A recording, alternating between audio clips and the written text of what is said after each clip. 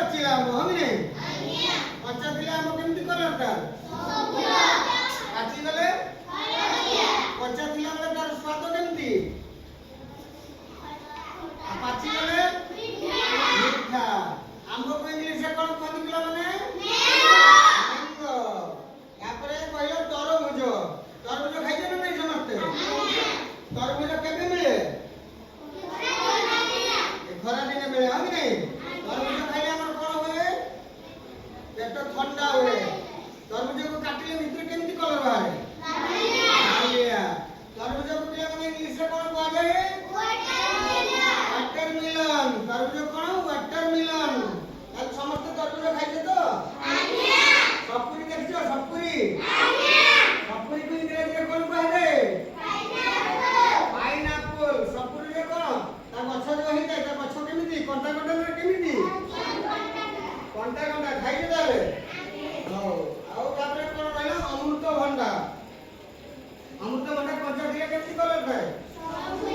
ପାଚିଗଲେ ହଳଦିଆ। ତାହେଲେ ପାଚିଲା ଅମୃତଭଣ୍ଡାକୁ କଣ କୁହାଯାଏ ଇଂରାଜୀରେ? ପପେୟା। କଣ? ପପେୟା।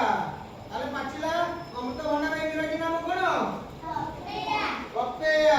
ତାପରେ ଲିଚୁ କୋଳି ଖାଇଛ? ଲିଚୁ ଲିଚୁ କେମିତି ଦେଖତେ ଲିଚୁ କୋଳି?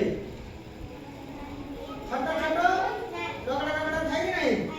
ଲିଚୁ କୋଳିକୁ ଇଂରାଜୀରେ କଣ କୁହାଯାଏ? ଷ୍ଟ୍ରବେରୀ। ତାହେଲେ ସମସ୍ତେ ଖାଇଛ ଲିଚୁ? ତାକୁ ଚୁପା ଛଡେଇ ଖାଆନ୍ତି ନା ସେଇଭଳିଆ ଖାଆନ୍ତି? ଚୁପା ଛଡେଇ ଖାଆନ୍ତି। ଠିକ ଅଛି। ତାହେଲେ ସମସ୍ତଙ୍କୁ ଯୋଉଟା କହିଲି ମନେ ରହିଲା ତ ଇଂରାଜୀ ନାମ? ମୁଁ ଜଣ ଜଣଙ୍କୁ ପଚାରିବି କହିବ ହେଲା। ମତେ କହିଲେ ଦେଖି ଆମର ପାଚିଲା ପପେୟାର ଇଂରାଜୀ ନାମ କଣ? କହ। ଠିଆ ହେଇକି କହ।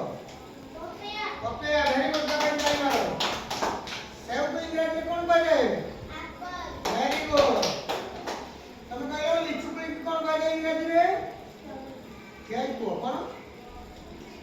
ଷ୍ଟ୍ରବେରୀ। Very good. ଆଉ ତମେ କହିଲ କମଳାକୁ ଇଂରାଜୀରେ କଣ କୁହାଯାଏ? ଅରେଞ୍ଜ। Very good. ଆଉ କହିଲ ଦେଖି ମତେ ଆଉ କମଳାକୁ କଣ କୁହାଯାଏ? ତମେ କୁହ କମଳାକୁ କଣ କୁହାଯାଏ? ଠିଆ ହୁଅ। ଠିଆ ହୁଅ। କଣ କୁହାଯାଏ? କମଳାକୁ କଣ କୁହାଯାଏ ଇଂରାଜୀରେ?